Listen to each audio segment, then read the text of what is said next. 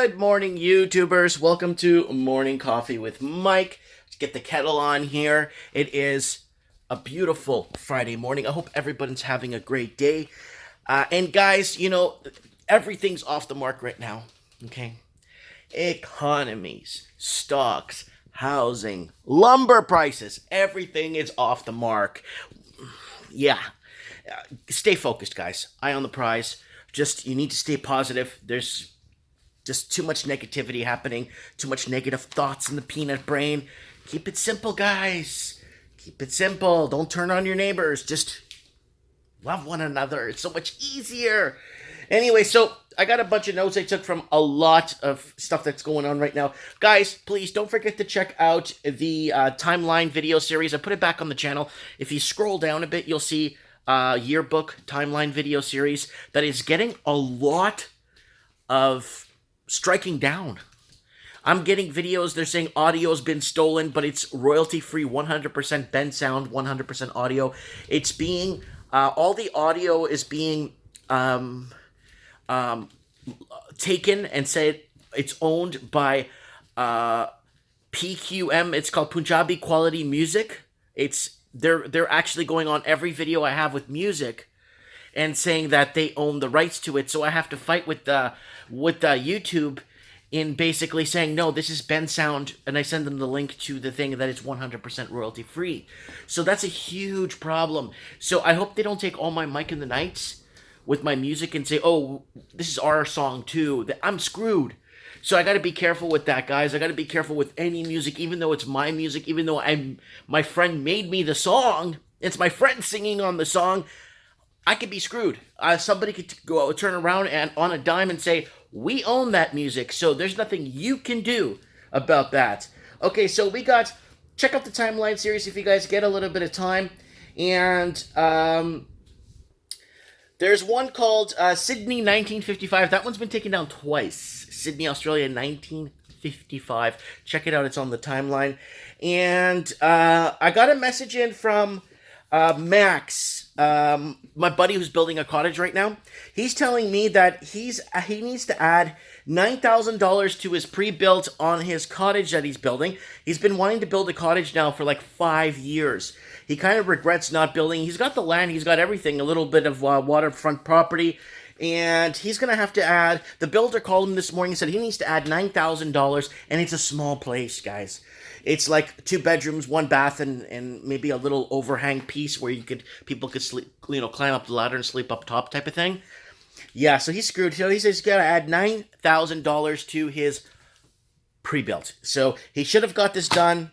So he's looking now at bringing in workers from somewhere else to come and work. They're not allowed to work in Canada, he said, but you know what he said? He said he's going to bring in workers because if he brings in workers, he can just pay them on the table and he doesn't have to deal with local contractors that are gouging right now. So their local contractors, I heard, are profiting off the lumber hikes so they could increase the price of the build.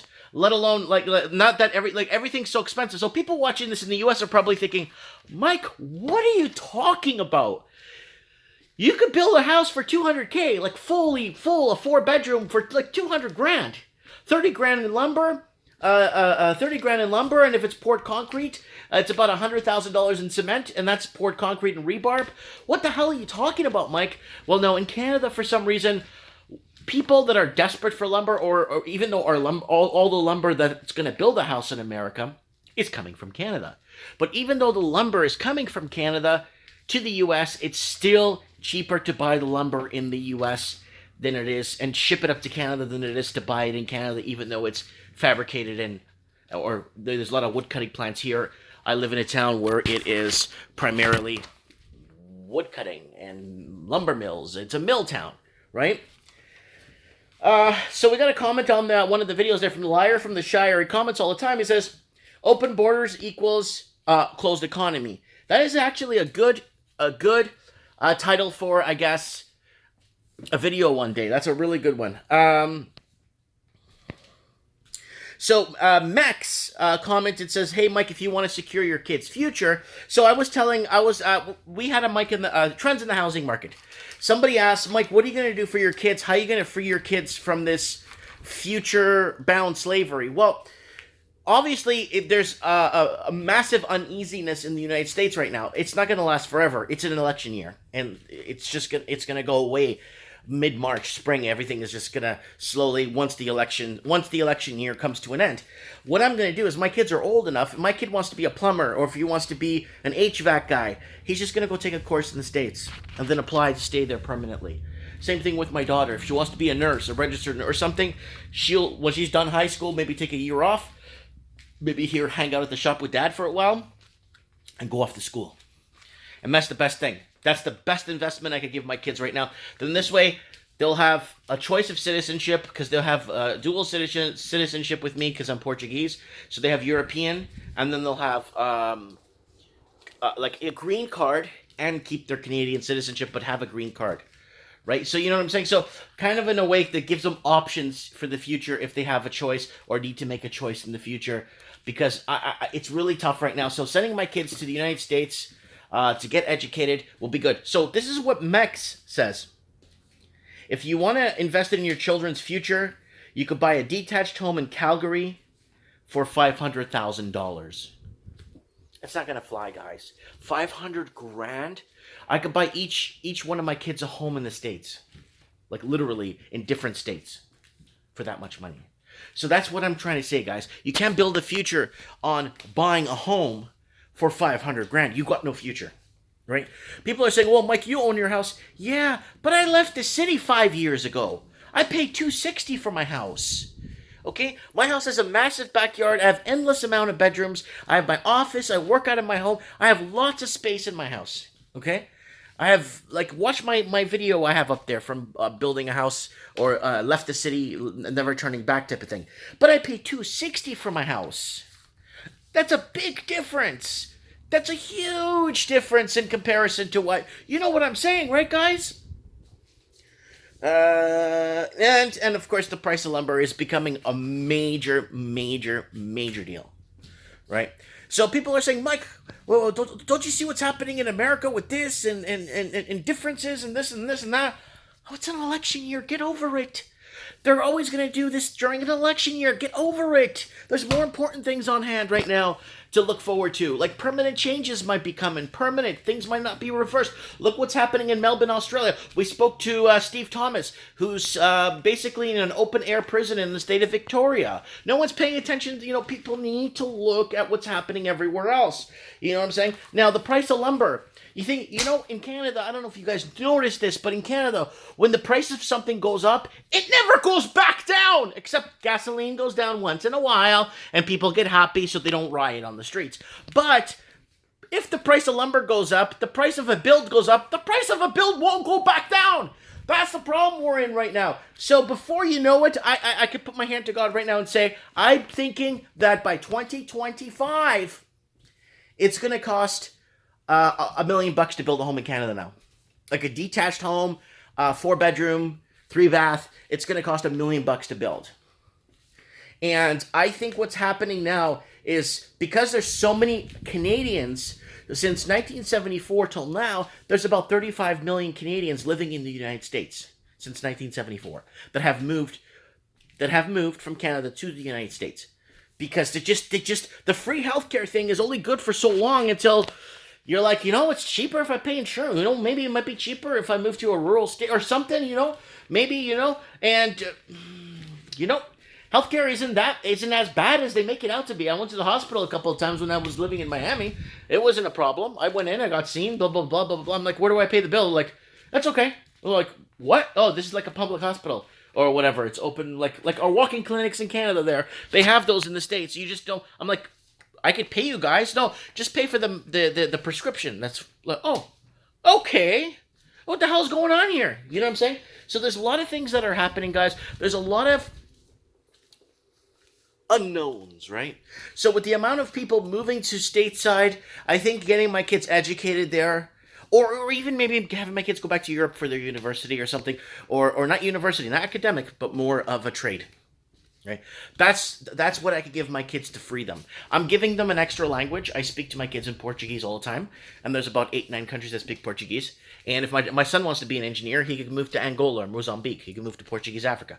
Or if my daughter wants to be something like some sort of supervisor in some nursing sector or some whatever, she can move to Brazil. She doesn't have to fight for the 3 scrap jobs here where people are fighting over. You know what I'm saying? So price of lumber is going skyrocketing. The price of the cost of building is obviously going to go up.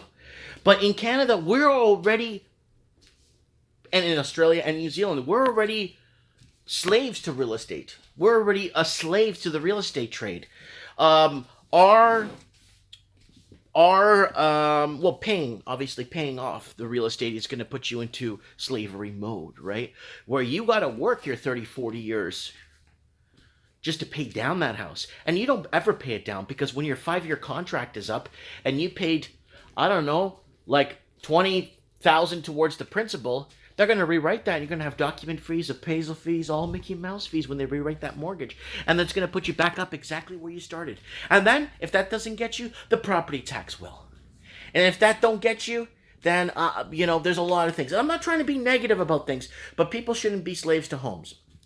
If the middle class, average working citizen cannot get into a house, then we don't have an economy. That's what the liar from the Shire said in the comment section. You don't have middle class don't buy, you don't have an economy, period. Middle class is not thriving, you don't have an economy. Middle class isn't spending back into they're spending now with the stimulus. Everyone's getting, and I think that's cutting off this month. I don't know. I don't know when it's cutting off. I don't know what the deal is with that. But it's cutting off, or something's happening with that. I don't know. But something, I think, to the nature is happening in the States too, where they're cutting off the CERB, and now we're going to a real estate cliff. And we discussed that. Martin North in Australia discussed that. Real estate cliff coming in September in Australia. So, look, guys, keep your eyes open. Stay positive. All these things are happening, but these are events that are happening. Most of the stuff that's happening, it's out of your control. Take it to the next level and say, well, it's an election year in the States. We'll see what happens in March. That's it.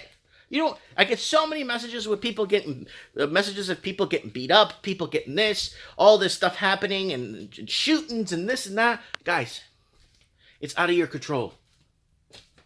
It's totally out of your control. The next thing now, the next step is focus on your family, focus on your friends. Start calling up friends you haven't seen since high school and see how they're doing. Call up a friend that that you were good friends in high school. You ate lunch together all the time. Call up one of your friends. Say, hey, John, you know who this is? It's like, he'll be so happy. John will be so happy to hear from you. Call somebody. You see him on Facebook. See if they got their phone number posted. Surprise them with a call. Call somebody. Hey, Gordy, what's up, buddy? Who is this? It's me, Mike Martins. Be like, holy crap, Mike Martins, what's up? Are you okay, man? First thing they'll ask if you're okay, because what are you calling me for, right? But you say, you know what? I had a good time with you, man, back in high school. Man, I had a good lunch with you, We had a good time, hanging out and, throwing rocks at people and stuff, whatever, right? But still, just, if you want to hang on to some moments or something, get in touch with somebody you haven't talked to in a while. Let them know that their time that you spent with them as friends and going, especially classmates, those are the best ones to call. Because you spent so much time with your classmates, and you know so little of them right now. Anyways, guys, it is I, Mike Martins. Thanks for joining me, guys. Again, I am here at the shop if you want to visit me down at 1925 Quilchena in downtown Merritt. I'll be opening my shop in about 20 minutes. I'm just kind of settling in, organizing. The entire shop is online, guys, if you want to check it out. So there's all the board games, there's tons of board games, and then I moved the Gundam section here, because Gundams are doing really well. I sell maybe a Gundam a week, and that's a lot in a small town, for people passing through, of course. But yeah, board games it's my thing. Board games has been my thing for many years now, and it's going strong, you know what I'm saying? Trading card games, they're getting too expensive. Magic is getting overpriced, and the margins are like nothing. Yu-Gi-Oh! There's a set every week for Yu-Gi-Oh! Look what I got there in the case. Every week there's a new set. So in the gaming industry, or what I do, it's not getting tough. It's actually, things have actually eased up quite a bit. Turning a profit isn't too hard. People are on lockdown, and a lot of people come in and are just buying games. Local traffic, I don't really get locals in here too much shopping. It's mainly out-of-towners passing through. And people say, oh, what happens in the winter? If there's a bad snowfall, do people still come? They still come. People still come.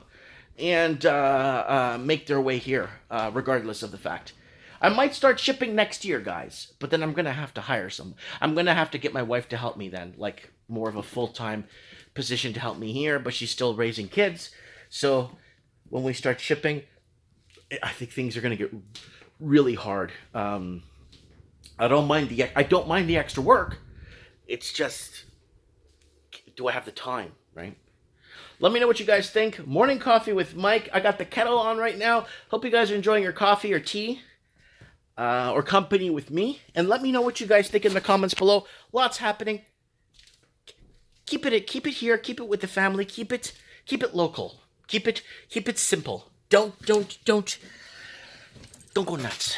That's what we have Mike in the Night for. Talk ourselves through this. Don't forget to set your reminders for Mike in the Night coming up. Thanks for watching, and we'll talk soon.